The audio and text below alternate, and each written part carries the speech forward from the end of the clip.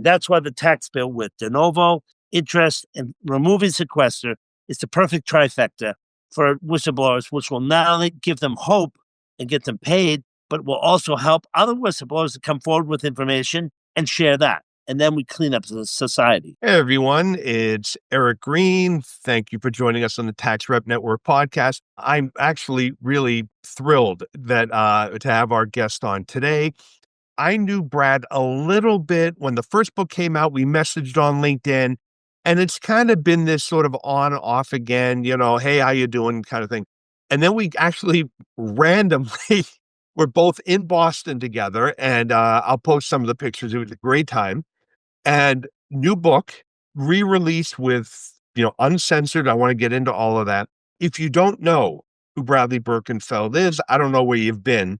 At least from my crowd, because he is probably, and I don't think this is an overstatement, the most important whistleblower possibly ever. And again, I don't want to take away from other whistleblowers through history who've done things, but you literally changed the entire international banking, private banking, certainly, by exposing what was going on. And as most people who read the book will discover, there are a lot of people in government who I don't think wanted this to come out for a whole host of different reasons. But dude, thanks for doing this. We've been talking about this for on and off for a while, but I'm glad we made this happen. And we got some big things coming up, which I'll get into as well. So everyone, Bradley Birkenfeld. Brad, what if you don't mind, just give everyone your background, and how did you end up at UBS? Oh, certainly, Eric. Well, thank you for having me on your program, and it's a delight. I know we were back and forth for a long time, sort of communicated via electronic means, but we've certainly got together in Boston for a nice cigar, and certainly we go from here. We have a lot to share with your audience, and certainly inquisitive people and professionals who really need to know the facts. And I think you and like I want to believe in disseminating that in a very good platform so that people really understand the whole picture, not just pieces here and there. But the youngest of three boys, my parents, my father was a neurosurgeon, my mom was a housewife, and my parents have passed now. But I went to school. I went to private school in south of Boston near a town called Braintree, Thayer Academy, and then I went to private military school, the oldest private military school in the United States, called Norwich University in Northfield, Vermont, and spent my last semester in college studying economics in London. After that, as you know, the 87 crash was quite a time for most people, and well, not just bankers, but fine lawyers and all walks of life were adversely affected by this stock market crash on, what was it, Black Tuesday or whatever it was. So I was still in school at the time, and it was quite shocking at that time when I was in London. So anyways, I graduated, and then I started my career at State Street Bank in Boston, where I had worked summers as an intern, and I was I voted international proxy voting. I voted the first international proxy votes in Japan ever. And then I became a currency trader, and I did all the facilities to help facilitate trading, meaning credit lines, brokers in New York that were suitable to do international pension fund business. And this was a multi-billion-dollar business we had at State Street. They were a big asset manager as well as a custodian. So that was quite interesting. After about 4 years there, then I left. I went to Switzerland, and I got my master's degree in finance. And while I was in Switzerland, I got hired by Credit Suisse Private Banking in Geneva. So this was a big change from investment banking in Boston to private banking in Geneva, Switzerland. So anyways, I started there. My boss was the head of the French-speaking part of Switzerland for private banking, Dr. Rito Caligari. I talk about him in my book. Yep. Then he was then promoted to Asia, which I declined to go with him because I wanted to stay in Switzerland. I really did want to make that bold leap from America to Switzerland, then to Asia without, seeing if I really liked Switzerland, which I did like, obviously, and I stayed. Sadly, he got blown out in the Asian financial crisis in 98. I moved then from Credit Suisse to Barclays Private Bank in Geneva after 2 years. And then I spent 4 years at Barclays Private Bank in Geneva, managing high net worth clients in America and Canada. Then I was moved to the UK operations out of Switzerland. So I managed Pall Mall, Sloane Square, and Knightsbridge, three very prominent areas for wealth. And one of my accomplishments at Barclays was I brought in a global Islamic equity fund from Wellington Management in Boston, who I knew very well. And I said, why don't we private label this and put it into the bank because we don't have a global Islamic product? Well, it was taken over immediately by Barclay Global Investors. They loved the idea. They wanted me to work on the investment bank side. I said, no, no, no, I'm going to stay in the private bank. Thanks. And I got this white labeled worldwide for the bank. And it was a big benefit to Wellington, of course, but a big benefit to the bank, Barclays, because we had clients now that could get a product that we didn't have previously. Okay, so that was that. As well as I restructured some of the assets and so forth and streamlined a lot of the operations there for the North American clients. Then I was headhunted by Armstrong International in London to go to UBS in Geneva. And that's really where it took off because not only did I have a much bigger salary, but my compensation was much different because I demanded a performance-based bonus, which they never do in Switzerland. It's more of a US thing where you get 50% of your revenue, but no salary, which incentivizes you to work harder and so on and so forth. Well, the opposite is in Switzerland, where they pay you. My salary, I think, was around 350,000 per year, a free car, free healthcare, 8 weeks vacation, all trips paid for, hotels, meals, all that kind of stuff. And generally, the bonus was 10 to 50,000. And I said, no, no, no, no. I want 20% of my revenue, or I'm not coming. And they finally agreed on 18% for 3 years, which, ironically, what was happening at the time was Barclays was closing the American business and I was bringing all these assets with me, in addition to marketing under UBS's logo, and UBS gave me some accounts. So within about 6 months, I had around $300 million under my book, and I was a director at UBS in Geneva, Switzerland. So I stayed there for about 5 years, and then what happened was there was a 3-page document, which I refer to as the cross-border business banking document. This literally was the end of Swiss banking, private banking. And the reason for that was this document was secretly slipped into our intranet without them telling us. That's the Well, first red flag. Brad, so before we, because if to paint this, so what I'm just going to tell everyone. So when this all kind of broke, and I live in this world, but I had no connection. We don't do international. We're at New Haven, Connecticut, right?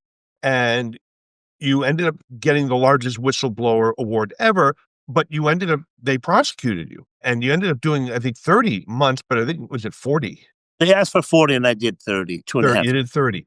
At the time, I said, well, you know what? You're doing dirty business. That's what happens. As things came out, I was like, you know what? That's kind of up. But again, I don't really know. And I know, like everyone else, I'm too busy. Then when I found out you had actually whistleblown at State Street, Correct. the takeaway was, well, wait a minute. What that we got here is a straight guy who realizes things are screwed up, tried to fix it, and which then leads to, why did the government prosecute you? And we'll get there, but for people to understand the memo, you go to UBS, and because the memo makes it sound like this was a memo, like Brad was saying, put on the intranet, kind of buried. Really, it wasn't sent to you. Hey, Brad, remember, this is our policy. They kind of hid it, which said you will not go and promote tax evasion. I mean, I'm glossing it, but Yep. basically, you're not going to do all the shit we trained you to do that brought in all those 300 million. So for the audience who knows nothing about this, they assume like I show up with cash and bags. How did international private banking work when you went to UBS? Well, think of it this way, just to give your audience a scope and scale of what we're talking about. Switzerland at the time was about 7.5 million people. That's smaller than Manhattan population wise. That's number one. Number two, there's actually four official languages in the country. There's French, there's German, there's Italian, and there's something called Roman. It's a Roman language. About 1% of the population speaks it. You're like, wait a minute, 7.5 million people, four languages, never successfully invaded from 1291 when they were founded in the center of Europe. This is quite bizarre. So that just gives you a little lay of the land so you understand the demographics and geopolitical stance of Switzerland, who was not part of the EU, who's not part of the euro. They have the Swiss franc, which is the strongest currency in the world. They make notes that are 1,000 Swiss francs in size. You can pay cash for anything, a house, a car, a boat. watches, anything. Cash is king. No problem at all. You could go to an ATM, as I did many times, and take out 25,000 in cash. No problem. So you have to get around this whole concept of Switzerland's a very bizarre place. Very nice watches, nice Alps, banking, Nestle, the pharmaceutical companies, very wealthy country, very serene, and so forth. So, anyways, there were 130 banks in Switzerland. I mean, there were more banks than dentists. I mean, this is insane. And it's not Swiss money in those banks. It's foreign money, predominantly. So what people did was something very, very interesting. People have to go back, and I like the history as well of any subject matter I cover. And I'll tell you briefly why Swiss banking was so critical to the country. So just think about attorney-client privilege, medical privilege, clergy privilege. Those are very well-founded concepts. People enjoy the right of that because it's important to protect people. The problem with Swiss bank secrecy, which came into play, was when the Third Reich in Germany came to power in 1933, Hitler had ordered anyone taking a pfennig, a penny, a German coin, out of the country will be shot. Literally.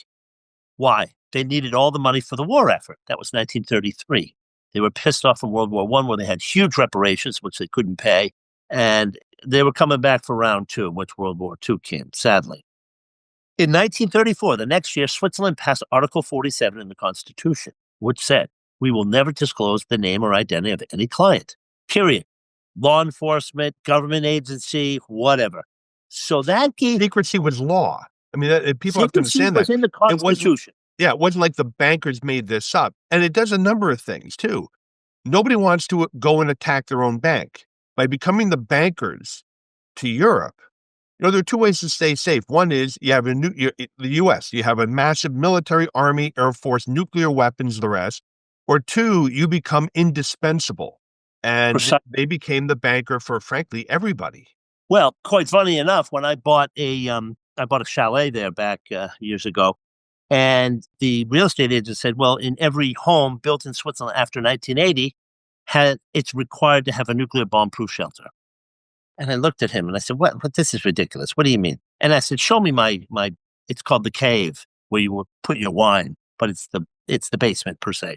So I go down and there's a 1 foot solid concrete wall with lead. And inside it's a nuclear bomb-proof shelter.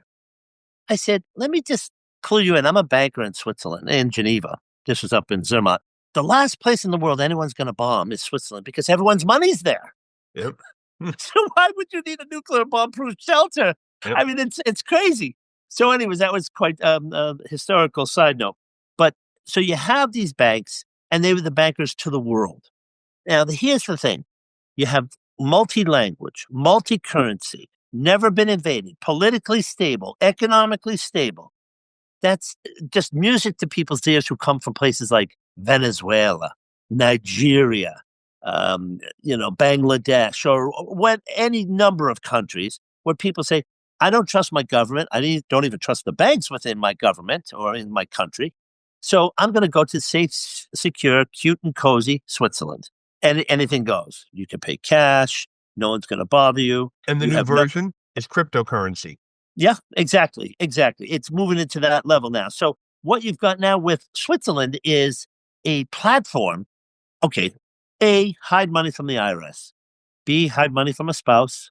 C, hide money from a business partner you probably don't trust for whatever reason. Fine. So if you were wealthy, let's say in Dallas or Chicago, wealthy, let's say $40 million, and then you could put 5 or 10 million in Switzerland, you were well heeled. It's not like you were going hungry. So our minimum account size was $1 million, but most of the accounts were 5s and 20s and 50s and 100s, big accounts. But we had 19,000 accounts, $20 billion in assets. From the U.S., just from the U.S. Yes, from the U.S. Asia, Africa, or anywhere else. No, just the U.S. And what's interesting about that is these numbered accounts, as I said before, you had no capital gains tax, no income tax, no inheritance tax. Even a will in the U.S. we ignored. So if you came in and opened an account with me and said, I want to pay my mistress in Barcelona and this dog charity in Tokyo, that's where the money went when you died. We didn't care what happened in the U.S. because we were not obligated to follow the civil law in the U.S. So Again, I think you have to respect country sovereignty. It's very important. The way I say it to people is very simple. If you and I want to go up to London and open a bottle of wine in Hyde Park and drink it, we can. It's legal. Mhm. If you and I want to go over to, say, Amsterdam back in the days and smoke a joint, it's legal because that's their law. If a woman wants to go to Central Pay and take her top off and be topless at the beach, it's legal. And you're thinking, well, why is that? Those are their laws. I'm not here to challenge them. And it's here, you have to respect every country's sovereignty. And that's all I'm saying. So Switzerland has sovereignty saying within our country, we have Swiss bank secrecy. Well, what's useful to point out, you didn't break any laws. This is No. perfectly legal. Yep. Totally. People can come in and open accounts. I don't sign people's tax returns. I'm not a policeman. I'm a banker. Whether you sign your tax returns or don't, that's not my business. I'm here trying to optimize your assets in a diversified portfolio, however that portfolio exists. Artwork, automobiles, stocks, bonds, currencies, whatever. So that was the problem with the situation. People didn't understand that in Switzerland, it's legal what they do. So now the problem is US has worldwide income tax, so you have to abide by that. But that's not me, it's the client has to Right. do that. Yeah. But the government was saying you were facilitating and aiding and abetting or whatever the hell they were saying. But they didn't understand the whole Well, concept. we'll But get into that where we start to cross where the approach crosses the line. But no, but the truth is same thing here. Bank of America sends me a 1099 for bank interest or whatever. If I don't put it on my return, the government's not going after Bank of America. right, they're going Yeah. after you. Yeah. Precisely. And so what I've told people in the past is, they say, well, you were part of the program. It was all your fault and this and that. I said, I was a cog in the massive machine that was going on 100 years before I was born. So don't lecture me about how this whole thing worked. Were we doing sophisticated offshore business transactions? Yes, we were. Trusts and foundations, endowments, companies, reverse mergers into companies, lines of credit, revolving lines of credit, risk arbitrage, foreign exchange options and puts, calls. I mean, the whole thing. I mean, it just depended how sophisticated you were and how much risk appetite you were willing to take. So what I generally did was I didn't sell the UBS products because I didn't believe in them. And I didn't like to be told to sell something that I don't believe in because that's just not going to happen. So I generally would ask my clients, what's the risk appetite, and then adapt to them rather than the reverse, making them adapt to the bank. Most clients told me no one's ever done that before. And I said, well, that's just the way I operate. And if the bank doesn't like it, fire me. I don't care. Because I'm just not going to sell something I can't have value or trust in. And what they do is they try and sell it so the top guys can get their bonus. And then 2 years later, the product blows up and the client yells at the banker and the guy's already gone with his bonus. So there you go. So that's really the problem with trying to sell internal products of an institution, because don't tell me that UBS products are the best products in the world. They're not. Far from it. What you want to do is have a bank and diversify into other products, whether it's real estate or ETFs or whatever you have here. And that's what I told them. So I used to go out and find the best of the best of the best products. That's why I took the Global Islamic Hijra Fund, the equity fund from Wellington Management and private label in a British bank, Barclays Bank. We had a lot of Muslim clients and Sharia compliant, and they loved it. It was something that was like a flavor that gave them something to be excited about. I knew that because I had contacts in the Middle East, and I had certainly contacts at Wellington from my Boston days at State Street. So it's all about trying to deliver something the best for the client. This is the problem. Most banks today want to sell you a fixed structured portfolio and say, no, that's not for everyone. And I don't think you should ever tell anyone with assets how to be forced into a square peg in a round hole. It doesn't work. Right. How do you find the people with the 25 and 50 million to come and open a numbered account? And again, I'll put a link in the description to the new book, The Uncensored Book, which I have. If you're watching on YouTube, I'm holding it. I had 12 copies. I only got 2 left because I give them away to people. I'm like, you should read. But art shows both sides. I mean, you go into it in the book, but for the audience, you're a private banker in Switzerland. Okay. You got a nice watch. You probably have access to good chocolate. Eric Green is worth 200 million. I'm in Miami. How does Brad get Eric to come open an account at UBS? There's several ways this would take place, Eric. And for your audience to understand it better, it's like a concierge service at the very highest level. For instance, we would first and foremost look at our existing client base and find out if they had any introductions for us. That's one thing. So if you're already a client, you might say, well, Brad's great. He doesn't try and sell me the shit that they're pushing at the bank. And you're in, let's say, the hotel business and you're looking to buy hotels. And I got you a whole string of hotels in Hungary and Poland to buy on 50 cents on the dollar because the guy died or whatever. And I structured the deal for you. He said, well, Brad, how'd you come up with this? You're a banker in Switzerland. My business is to find out what the client does to make money. You either inherited it or you earned it. Inheriting is easy. You can put that to the side. But earning it, say, okay, what's your core business? Hotel business. Fine. I will find, are you a buyer or a seller? The moment I know what it is, you're a buyer? Fine. How many hotels do you like room size? 50, 100, 200? Okay. Then I start collecting the data. I do my homework. And this is really hard data. But then I bring it to you and say, you're like looking at me and say, wait a minute, I thought you were trying to sell me some hedge fund or ETF or some stock buy or currency.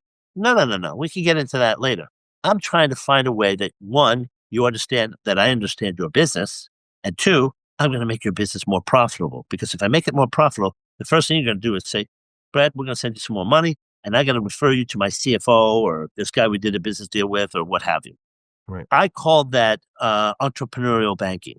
Investment banking, private banking merging. The bank hated this. They didn't want to do it. And I said, guys, you don't understand. Private banking's over in the true sense of just going and chasing rich people. Yes, you can get people and so forth. But if you then cross-reference you with one of my colleagues' other clients, let's say you're my fifth largest client and my buddy's largest client is number 20 in hotels. I say, but I can just cross-reference this within the bank. And both clients are happy. This guy's a buyer, this guy's a seller. Nobody even sees the transaction take place. This is discretion beyond discretion. And nobody was doing it like I was doing it. So then what happened was, to get to your original question, is you would say, well, why would I bring money to Brad? Because this guy went out of his way and he just got me a string of hotels in Poland and in Hungary. And I'm going to tell my friends and this and that. Okay, so that's one thing. The second would be to go to exclusive events where you meet rich people who are, they're hobnobbing around the yacht shows, the charter jet shows, the classic watch and jewelry shows, and so on and so forth. Then you got into the sports area, whether it's the Super Bowl, it's Wimbledon, Oktoberfest in Munich, and World Cup soccer, all these things. Of course, we got tickets to everything. We want to go in the VIP box, we want to hit the champagne bar, blah, blah, blah, blah, blah. So the moment someone with money sees that you're acclimated to their environment, meaning, yeah, I like Formula One. I'll go up in the paddock and have a glass of champagne and eat caviar and then talk about the cars and the drivers and so forth. And then all of a sudden the guy's like, you're a banker in Switzerland? I said, yeah, that's what we do. So all of a sudden you got that whole component. So it's a variety of first a client, then a client sends a referral, and maybe you do good business for the client and they refer you within their group. Then you go into just ultra high net worth areas where people are going to be very wealthy who certainly need good banking, not just a bank. You can bank anywhere. You can Citibank, Goldman Sachs, Barclays, HSBC, SocGen, Standard Charter, whatever. The fact is you got to get a banker that, number one, first understands you, the client. Second of all, will go out of their way to make you more money. If I don't make you more money, then why are you talking to me? You're wasting your time. I'm just a gatekeeper at that point. So these are the components in general that we would use. And those were big. Then we also had the onshore bankers. And this was a big, big part. So like in England, we had onshore bankers in London. And a lot of times when a client would come in, they'd deposit £1 million, £2 million. But really behind it, there was another 40 or 60 million for whatever reason, whatever their business was. And all of a sudden they get to meet a banker in Switzerland who will fly to them, meet with them, talk them through this, make them feel comfortable and say, wow, all of a sudden you're giving me solutions. And I would always ask my clients, what beyond your business, meaning, you're in the hotel business as an example, what is your problem? Is it you need better credit line facilities, you're getting shit FX rates, whatever. Just the moment you tell me what your problem is, I will fix it. I'll find a way to fix it. I'll find a better firm. I'll find an outside vendor that can provide it, quicker, more efficiently, and better pricing. So that's what I did. Because if I don't make my client money, they shouldn't be talking to me. Right. You know what? For the audience, every business is the same. Solve a problem, right?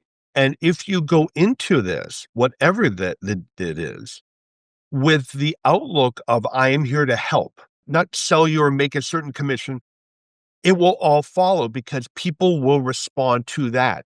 We have had tremendous success in the law practice, tax reps growth, because for better or worse, you get me and Jeff. This is who we are, right? But you're providing a solution where most people cannot because they don't understand the international tax component. They don't understand the depreciation aspect or how you can delay credit lines down the line of your tax code, all these different things. And I've had some play with it. And that's exactly right, Eric. You're providing all these different things to a client who says, I don't have to go to an accountant and a tax lawyer. I got Eric and he can Well, do it all. I put it on his desk and you run with it. but here's the other thing. You mentioned studying, learning about them, whatever. How many folks go into banking, understand the very basics, and that's what they do, and they punch the clock? In many ways, on the one hand, the book, you get a sense of sort of the glamour, right? I mean, it's cool. I mean, I would think to go to these boat shows, to meet these people like, most of us would never meet. But what also did come through, you're on 24/7. And there's a lot of study that went into that. So it's almost like James Bond in a way that you have studied the situation, you know who the personalities are, you kind of have the big sense of what you're going to accomplish. You may not know how you're going to accomplish it, but at the end of the day, we got to get to the finish line. And he's a lovely person, the banker we've got over here at Bank of America, who I'm sure at 5 p.m. is either at a sports bar or at home in front of the TV. And so Exactly. that it's the difference between high school football and being at an elite Division I school or even the NFL is the preparation and basically elevating yourself because you need to understand how all of this stuff works because you're a problem solver. Well, this is it. And even more so, you get to the point where, let's say it was a married couple. The husband was my client, but the wife probably doesn't even know me. Most instances, that was the case. Because sometimes if they get divorced, they don't want any connection whatsoever, knowing that they've got an offshore account that's not going to be part of their estate in the probate in the US, as an example.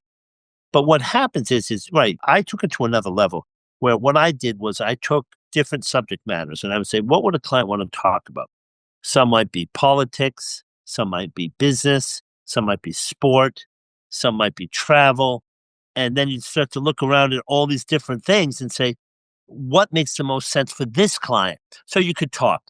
You could talk about different things. Now, being an American in Switzerland, I was much more in tune with a lot of these issues where the Swiss were a little bit more close minded, of course, for obvious reasons. They lived in Switzerland, not in It's America. not their daily reality. Precisely. And for me, I can talk to you about, why the Dallas, Washington Redskins is such a, or whatever they call them, The Commanders. commanders. Yeah. Crazy name. Why that rivalry is so important. And if the guy's from Dallas and says, what do you mean? Well, remember that time with Troy Aikman? And then all of a sudden you just chime into a conversation. And the guy's like, wow, you live in Switzerland, but you know all this stuff. Well, no, I'm American, but I live in Switzerland. So, Right. you could talk about all these different issues in depth. It just depends how deep you wanted to go. Then what happens is you make a comfort level with the client. They feel like, wow, this person's not only articulate, but intelligent. And he's taken an interest in my business. So I just would always ask the clients, tell me your three biggest problems with your company. What are they? Overstaffing, high IT costs, not enough expansion, whatever. And that's when I would start to look at it and say, well, let me talk to your CFO and see how we can do this and this and this, and actually be an advisor, really for no money. It doesn't cost them anything. But what I'm trying to do is trying to gain their trust so they can understand that if I can help you with your business, I could certainly help you with your banking. Right. No, absolutely. So at some point when you were at State Street Bank, you attempted to whistleblow and find out that government's not really interested in whistleblowing. At UBS, you now at the height of the pinnacle of your career. And suddenly one day, I think it was one of your colleagues approached you and said, did you see this with a memo? Describe the memo. Well, I'll never forget his name was James Wood, very nice Scottish kid. Lived in Switzerland most of his life. And what happened was I was at my desk and I was quite busy. And I said, look, I don't have time for this. He said, no, you got to see what I got to show you. I said, okay, what? I said, where'd you get this document? I've never seen this. Show me on the computer where you got it from. And the bank would always say, you got to know everything on the intranet. Well, Yeah. God damn, I'm not going to spend my whole day looking at 2,000 pages of compliance and account opening forms and this and that, hedge funds on the internet. When I've got clients I got to deal with, I've got to structure some proposals and all that stuff. So he shows me on my computer on the intranet, the internal banking system. Yeah. Private banking, North America, new. Just this document, 3 pages. So I said, go back to your desk. I'll talk to you later. So I'm looking at it. I printed it off twice. I'll never forget. I put them in my briefcase. I read it. I couldn't believe what I was reading. And then I read it a second time. I walked outside, went down the elevator shaft, went outside, had a coffee, smoked a cigarette, walked around the block. I said, Swiss bank secrecy is over. If this is what they're pulling and pushing, it shows that they just are too greedy. They won't give up the business, and they're going to try and put the bankers at risk, knowing that they could say, well, they were rogue. We wrote this document, and they didn't follow the document. So I saw this coming. Wait, as background, Brad, so they put you through training on if you're being tailed. Like physical, I mean, in a way, I mean, you're not John Kiriakou, the former CIA guy, but they're putting you through almost in a way, a mild version of that training. The point is, for the folks listening, the bank was all in on, we're going to screw the foreign governments and we're going to help people hide their money. That was the training. That was the messaging. They would take anybody's money, terrorist, Holocaust survivor, Alenikov, the billionaire that, whatever, no problem. All of a sudden, there's this memo where it says the opposite. You will not do this. You will not do this. And the message, like you said, is very clear for the audience listening. We're all involved in this gathering money. We all have agreed on the approach. And now we're putting out there very quietly, like I said, they didn't email it to you, say, hey, Brad, have you read this? Yeah, you in compliance with this? They just quietly put it up there that you won't do any of this. And this, I think you were I cut you off. You got to the conclusion of the bank is preparing to blame all the bankers. But precisely. And really what happened, Eric, you're right, is I went into my boss's office. I'll never forget it, Christian Bove. And I said, what the hell is this? He goes, well, don't make a big deal. I said, don't make a big deal about it. What are you, out of your mind? You're putting all these kids at risk and the clients and the shareholders? Are you out of your fucking mind? I almost roundhoused them right there. I was so furious and I was going to throw them right out the window, literally, because I saw what they were doing. And I was the only American on the desk. And this is something important for your audience to understand. When you work in a bank like the UBS in Switzerland, you most likely have a UBS, well, you have a UBS salary, but you have a UBS mortgage, UBS car loan, UBS school for your kids. Do you think you're going to say one bad thing about that bank? You'll be excommunicated like the Salem witch trial. Yep. So I just looked at these people and said, these people, you're putting them at risk and they have they have no leg to stand on. How are they going to fight this? And they may not like it, but they don't have a choice. So that's what I said. This is, I don't want to say prostitution, but in a way, you're forcing them to do something that they don't want to do because they're taking such a tremendous risk and they're not being paid to take that risk. So I was the only American on the desk, so I could see this coming a mile away. So I said, okay, I sent an email to the head of compliance, the head of legal. Then I printed it off and sent it by interoffice. So that meant the first time the head of legal and head of compliance, 2 different people, got my memo twice. No response. Now, I'm a director of the bank managing $500 million, making a huge amount of revenue for the bank. But why won't you answer me? You always told us go to legal and compliance if you have a question. So a month goes by, I do it again. Still no answer. That's when I said, that's it. I'm just taking documents home. I didn't steal anything. I took documents that were given to me, which makes them my property by law. Phone lists, products, emails, training brochures, blah, blah, blah, blah, blah, blah. And I hid it across the border. If anyone knows Geneva, it's very close to France. So I hid it across into France in case they ever raided my home. I said, yeah, there's nothing here. Take a look around. You can go see for yourself. So I was trying to take every precautionary step I could, but I didn't think my own government would attack me. And that's what happened. And let's get into that, because at some point you do make the decision that it's time to whistleblow. I read the first book 8 years ago. when I read the second book, it all came flooding back to me, but I know how this is.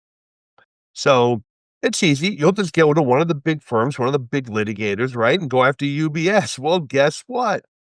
Every last one of them is retained by UBS. And by the way, Correct. this is a tactic, honestly, by virtually every major company. Let's say I want to sue Apple.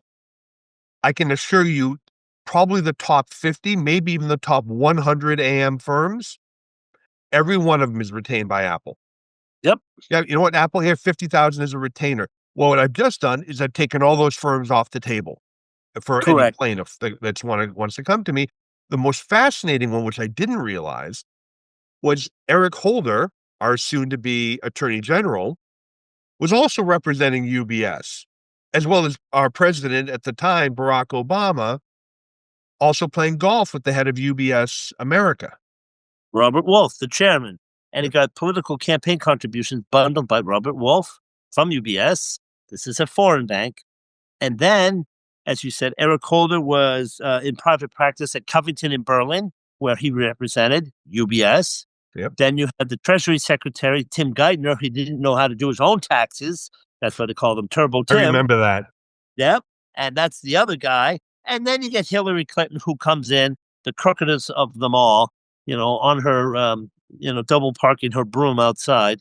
And she comes in and takes over in an international criminal tax case. Why? She's Secretary of State, Well, not Treasury, not well, FBI. yeah, well, we get to the connection with the Clinton Foundation, Bill Clinton and Hillary Clinton with Switzerland is, again, something I didn't realize. And by the way, for the folks listening, it's lucifersbanker.com. Brad has put out there a lot of these documents. So you're sitting here listening to this, like, what the f-? So when we were at Boston, DC, I didn't realize that. So I'm talking to Brad. Brad's like, you can see it on the website. So I'm the only idiot. We got out of there at midnight. Next morning, I get up over my coffee. I go out, and yeah, there it is. There it is. There it is. And we're going to be doing a webinar, by the way, guys, on January 8th. I've pulled a lot of the copies of these documents down. They'll be in the handouts for that. There'll be a link in the description. It's free because what Brad and I won't probably get into today as much, but he has personal experience with I representing whistleblowers. And by the way, a lot of what you talk about has made me rethink why things are the way they are in some of our cases. How you bring a whistleblower case, because first of all, there are resources, Steve Cohn, I never heard of, because I live in the IRS world, but there are resources to help whistleblowers and all the rest. But so you decide to whistleblow, you get pointed to two former DOJ lawyers who I don't think they were incompetent, but honestly, it sounds to me like they believed in the system and did not realize that the system did not want Brad. Yep. Describe what, and I know Kevin Downing, I have met him in my travels at ABA. We're not buddies, but yeah, I've met many of the players you mentioned, but so you get pointed to these attorneys, they're going to take you to DOJ, which I kind of understand the rationale. So they're going to take you into DOJ. Can you describe how well that went? June of 2007. And I went in there thinking that this was the best option, but my attorneys really advised me improperly. So that's their fault. And I later sued them and won. But by going into DOJ, I should have gone in as a confidential informant, a CI over at IRS, and that would have given me protection and cover. But so that's water under the bridge. But what I did was I talked to my attorneys. We went into DOJ headquarters in Washington. And the moment I sit down, there's Kevin Downey, Karen Kelly, and Matthew Cutts from Treasury. And she jumps up out of her chair, Karen Kelly, and points at me and says, "You're not a whistleblower. You're just a tipster." What's the difference, number one? And number two, if you call me a giraffe, does that make me a giraffe? I mean, who are you, God? So it got off on a bad note right at the beginning. I looked at my attorney and says, "What the hell are we doing here? This is a joke." So these people were totally unprepared, incompetent, no intellectual capability whatsoever. So I said, okay, well, yeah, there's some of this, there's some of that, and da da da da. And they start looking at me like, well, we don't understand that. I said, well, I don't expect you to understand it. That's why I'm here explaining it to you. So you get outside of your own way of this complex world of sophisticated banks and clients who merged together to hide their money and invest it. It was the biggest scandal ever because the people involved were so powerful, Yep. just Oh, crazy yeah. powerful. Think about it. And for the folks listening, the book goes into great detail. Basically, you walk in literally with the keys to the kingdom, Yep. and they spend the meeting attacking you, which is a very weird response, you would think. Now, I will tell you, when I get calls, because we represent whistleblowers, I've got 5 cases right now, one of which is gonna pay. We got a letter from them. But when folks call us, we do try to poke and prod and try to, weed out, who has a good case and who doesn't. I at the time so I'm gonna fast forward a little bit. UBS breaks, IRS rolls out the, offshore voluntary disclosure program, right? Yep. Which I don't think most people realize the banks were all helping because it reduced their fine, the more people that Yes. came in. So the banks were suddenly good guys on the side of right. They were like, "How do we get out of this?" And that's what they did. And by the way, I'm sure this game has just shifted somewhere else, especially for areas where they don't really care as much. But I would, at the time, Kevin Downing is on the lecture circuit at the ABA. And what's the message? Come in, tell us your story. We want to hear it. When you read the book, they don't. And so, what my approach has always been, I will call my buddies over at Criminal Investigation, who I know locally. Even if they're not going to be involved, couple reasons. One, I get somebody who's smart to put eyes on it.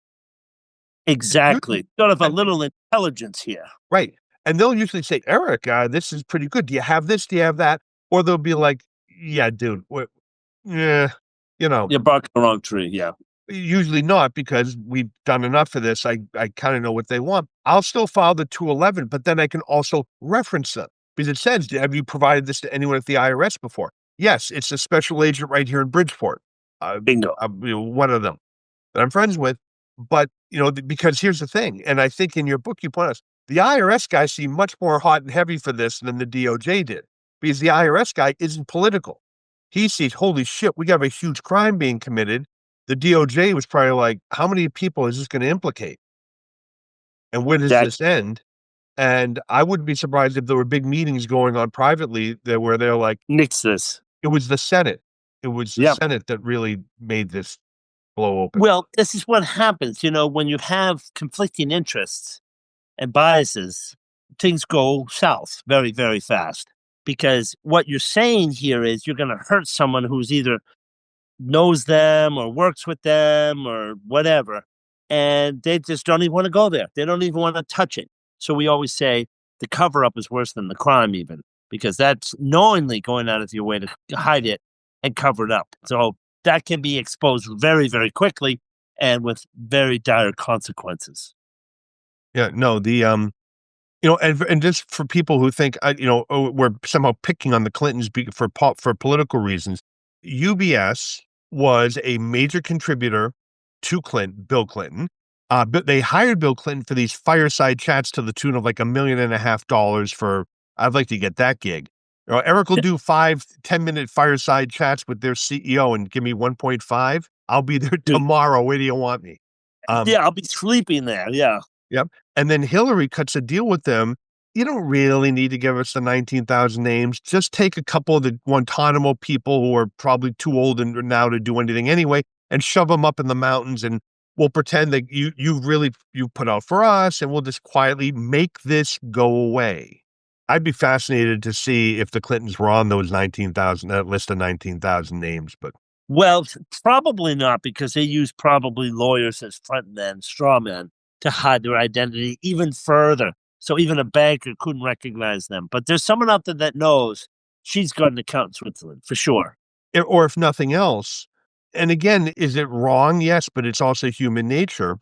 Is Hillary lining up that after her political career is over, she's gonna be on the board of UBS? Or, this is how things get, bribery doesn't have to be money in an envelope, No. all right? It can be, you rub my back, and we know you're gonna be looking for your next gig when you're out of government. Why do you think people become president? They make 400 grand, then they go out on the lecture circuit and they make 2.5 million. Obama. Exactly. Right. Right. That's it. And the And other both thing is, parties, by the way, the Clintons are yeah, at the center of this story, but no offense, older Bush, George, what's his name? His vice president Cheney, with yep, Halliburton. They're all doing it. I mean, in fact, it's funny because of the Marjorie Taylor Greene story that's now breaking. There was a comment someone said, in Washington, you either get the joke or you don't get the joke. And the point was she doesn't get the joke. The joke yep, is you're not going to go and change the world. You're going to say that to get elected. Then you're going to go and cash in between insider trading and all the other deals you get. Right? It's just to enrich yourself. that's it. It's clear as day. So ultimately, though, it was the Senate that hearings, they take your information, wrote you a great letter. Oh, so by the way, to get back to this, so the DOJ in their wisdom decides to prosecute you. They prosecute me, but they prosecute me under the auspices that I was hiding my client. No, I was not hiding the client. I said, can you give me immunity? We won't give it to you. Right. Okay. Give me a subpoena, because where I live in Switzerland at that time, if you give up one client name, it's 10 years in jail. Right. Maybe it's 5 years. Anyways, per client. And by the So way, it's a client they already knew about and were prosecuting. exactly. I mean, the whole thing is ridiculous. So they wouldn't give me a subpoena. So I went to the Senate and said, I'll get the subpoena there. It says, we want the names. I said, I want a subpoena. Meet me halfway. How difficult is it for DOJ tax to issue a subpoena? It's a joke. 15 minutes. Yeah, if that. Yeah. If that. And they didn't want to do it. So that just shows you how hostile they were towards me. Yeah. No, I mean, so again, for the audience, it's illegal at the time. So that if Brad comes in and starts giving them names, he has now violated Swiss law, is looking at mandatory prison time. Yep. Now, if he is subject to a subpoena, he has no choice now, and that would Exactly. prevent the prosecution. I understand them maybe holding back on the immunity until they see more. I mean, that would be natural. But a subpoena, if I called them up today and said, look, I know about something huge. I need a subpoena because of attorney-client privilege. Or I need a subpoena because of, I'd be like, yeah, I'll get you a subpoena. I mean, I don't even know if it's good or not, but it, why not? Right? Just get it done. It's easy. So they refuse to give you a subpoena. They refuse to give you immunity. The Senate will. They give you a subpoena. They can't give you immunity. Only DOJ can do that. But they give you a subpoena. And you spend how many days being in effectively hearings, depositions with them? 2 full days at DOJ, a full day with the Senate, 2 full days with the Senate, a day with IRS, and a day with the SEC. I I was mean, a busy and you bee. whistle. And by the way, I may have my dates wrong, but what I do know, because I looked, you came in, there was no whistleblower award. That came out No, afterward. So precisely. It got passed in December 2006. So what? I can predict the future? yeah, because I remember DOJ tried arguing that you only came in because of a monetary award, and would again is just stupid on its face because you came in before there was any law that allowed for a monetary award. Precisely. Precisely. So the whole thing is a sham. They needed a bad guy. They wanted to bring me down because 1, they couldn't get the credit. 2, I was a whistleblower. And 3, I was going to get paid a lot of money, which they'll never see that kind of money. Yeah, So which I'm good sure luck. I'm sure that's stuck in their craw. Oh, Um, huge. yeah, no, and so Brad, just because of time, we have now a number of proposed bills that should be voted on. It looks like in March. You want to talk about that because and everyone listening again, we will put something out, but we as a community need to support this. It is designed to help whistleblowers. And by the way, Brett, you brought 20 billion of taxpayer dollars back to the US. 40 billion. 40 billion. By the way, that doesn't include all the other banks that they went after once you kind of laid everything out and broke the Israeli banks that came in. Look at all the FATCA deals. All of that can be literally traced back to you walking in with those 2 lawyers into DOJ to attorneys at DOJ that didn't want to hear it. Precisely. And that was what we did. So when you look at the whole picture about what I did and what it achieved, was not only destroying an illegal business, undermining our tax and securities laws for decades, but the clients themselves had to move the money back to an American bank from a foreign bank. So that money comes in, they take their fine, they're anonymous, the money gets invested and taxed through perpetuity. What's that number look like? Exactly. Billions upon billions upon billions. Right. Name another American who brought $40 billion back to America. Name one that doesn't exist. Nope. So this is what I did. I did something so revolutionary, so unprecedented, so historic that it changed banking forever, not just in Switzerland, but around the world. But see, they don't want to admit that because they can't get the credit when they say it's Birkenfeld's case that he did it. Because that just they can't utter those words. I got in arguments with FBI agents. Why can't you mention the word whistleblower? What's wrong with you? Why can't you give credit where credit's due? People put their lives on the line, their finances, their family. And you guys think this is some kind of joke? No, it's not a joke. And sadly, the whistleblowing office is understaffed and has under budgeted. And that should change because this is the best investment the US government has ever made by paying back a small portion of the proceeds from a crime that the whistleblower got to the government. Right. And that's how easy it is. That's it.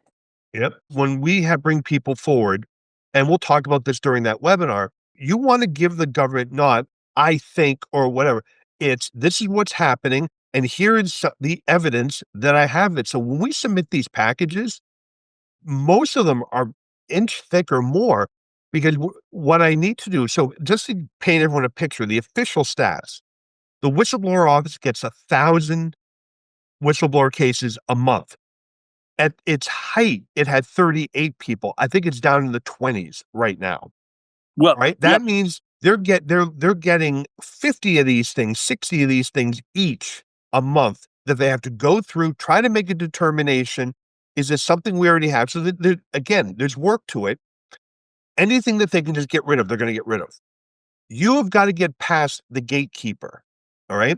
Now, the way I think to do it is to go directly to CI if we can, or the head of audit, because now I did some speaking and webinars with presentations with Lee Martin when he was the head of the whistleblower office.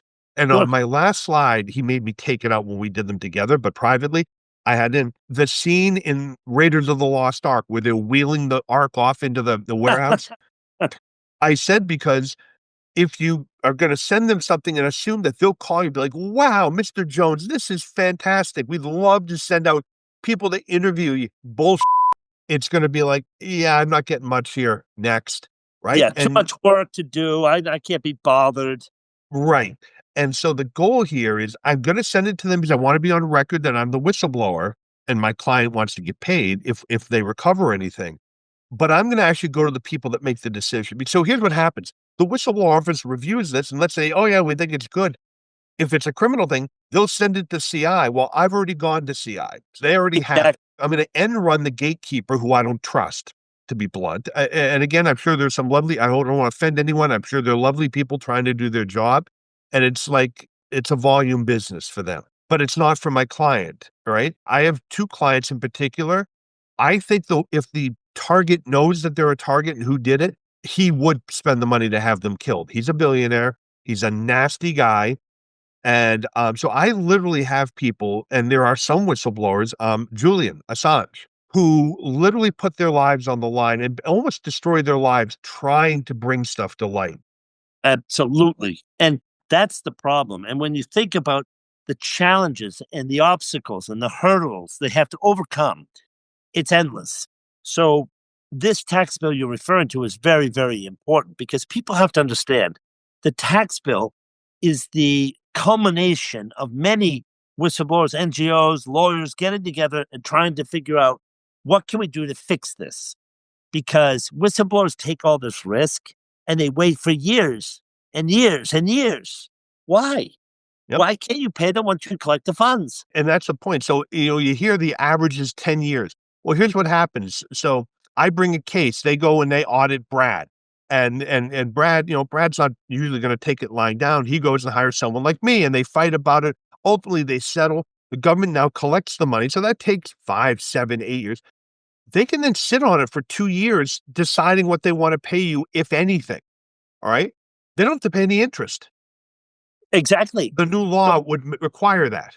Well, the new law would pass three critical components. The first is de novo in the tax court. That's discovery for whistleblowers who can then finally demand the rightful discovery in the tax court. That's one.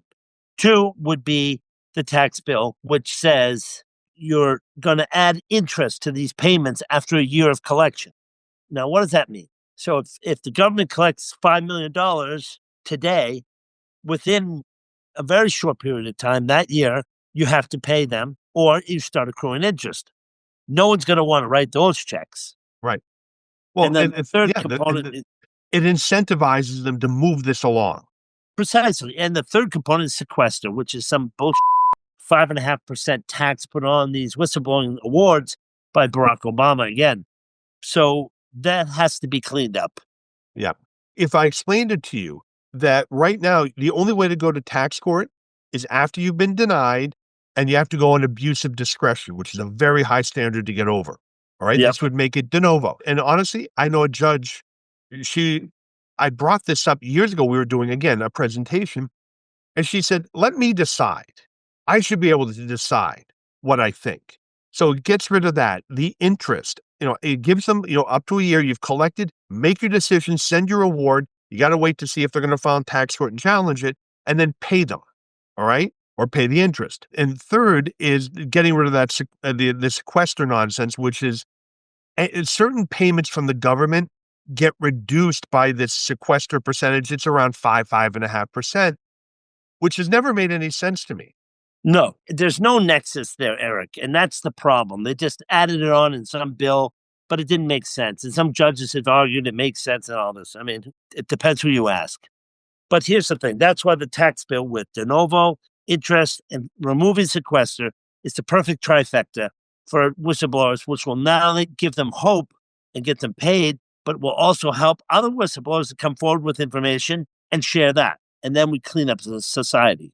It also does more to allow you to come forward anonymously in the tax court. I mean, this is the kind of thing what I think if you care about the tax system, there's nothing controversial here. In fact, I bet most people will be like, well, yeah, of course they have to pay interest when they delay. They pay on everything else. Why not that? No, exactly. They don't. A lot of this, when I mentioned it to my daughter, who is investment banking at JP Morgan, in the private equity group, I mentioned it. She's like, I mean, you can't, that's not the way it is now. I'm like, no. But this is to really fix things. And it does, by the way, it does have bipartisan support. If you go out and look at the draft bill and who's behind it, it is both Democrats and Republicans who are behind this. Exactly. And the bipartisan support gives it more legs and staying power to actually make a difference. Right. Well, it's also more likely to get to the floor in a hearing, or at least a discussion when you've got folks on both sides trying to do it. Exactly. Yep. And it just makes sense. It's like a Hatfield McCoy. You're just always fighting. Yep. Right. No, I agree. Listen, so everyone, I'm going to put a couple links below in the description. The new book, Lucifer's Banker Uncensored. All right. If you have the original, there's a lot of new stuff in here, and I enjoyed it a great deal. I'm giving them away as gifts. Also, I'll put a link in there. January 8th, Brad and I are going to be doing a basic on what you need to be thinking about, how to help your client and how to bring a whistleblower case, how to find, help your client with a better case. That's what we spend a lot of our time with. You have something good here. What we really need is this, this, this, and this. And because the whistleblower doesn't know, they just figure they'll just send it on and government agents will descend on the place with Navy SEALs. And the whole thing will be, and that's not the way it works. And you gotta, I hate to say it, you almost have to make their case for them, or at least give them a roadmap that anybody can follow. So we're going to be covering all that January 8th, free webinar. I'll put the link below. Brad, listen, thanks for taking the time. I know you're in the middle of traveling, but I think January 8th is going to be a lot of fun. And when the bill comes in, that's going to be fun. And I think, Eric, it's important not just for you as a tax professional, but for accountants, for NGOs, for law enforcement, for whistleblowers themselves to get this passed. Because really what we're saying here, Eric, is we want to live in a civilized society.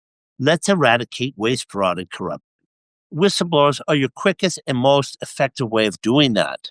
Yeah. And the truth is, there are some people who should not be above the law from everyone else. And the Whistleblower Act helps even the playing field. And not only that, but also it eradicates a crime where they're going to then pay a whistleblowing award from the proceeds of the crime, not from the taxpayer. That's critical to understand because the taxpayer's like, hey, you're cleaning up my society. This is a good thing to bring money back to the government. And you're only paying him or her from the proceeds of the crime they exposed to begin with. Right. Exactly. It's a win-win-win, and I think that's what we're pushing for, and I'm looking forward to working with you and your team on this, and really appreciate having the time on your show. No, no, this is great. Thanks for taking the time. And again, everyone, link below. We'll see you on the webinar on the 8th. Go get the book. If you're like me as a tax pro, you might find that you have a whole bunch of them. You can hand them out to potential whistleblowers. All right. And by the way, I know, Brad, you've suggested this, but if we have somebody contact us who's a potential whistleblower, we'll bring Brad in. They can talk to Brad, even if they don't want me involved in it, about the experience and what to expect. And, because there's a lot of fear of the unknown. And so And when it's like everything else, when you know where you're headed, it's not that scary.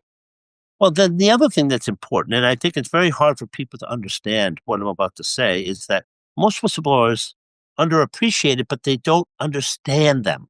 And they're frightened. And sometimes they get addicted to alcohol or drugs or suicidal or get divorced or whatever, because they're literally sacrificing everything they've ever worked for. And sometimes a whistleblower talking to another whistleblower, and I've seen this in what I've done. I've done this all over the world, in Greece, in Norway, in London, in Paris. Why? Because there's a lot of people out there that just don't know how to respond to a whistleblower. And unless you've been in their shoes, it's very hard to do that. Yes, you can do it as a tax attorney. I get it. You understand the fundamentals, you can put it together. But having a component, and I do agree to help you and any other person that needs assistance with whistleblowers so that you put them at ease, read my book, let me walk you through this. It's not as bad as it sounds, and take the right steps. As I always used to say to my clients, do you buy car insurance after you hit a tree? No, before. Prior planning is the most prudent thing you can do. And that's exactly it. Get the good tax advice, get good legal advice, get good whistleblowing advice, and put that package together for the whistleblower. Excellent. Great advice. Brad, thank you very much. Safe travels. Happy holidays. We'll be talking and January 8th. Big webinar. Everyone check it out. And and for everyone, thanks for listening in, and I'll see you next week on the podcast. Thank you so much, Eric. You take care, buddy.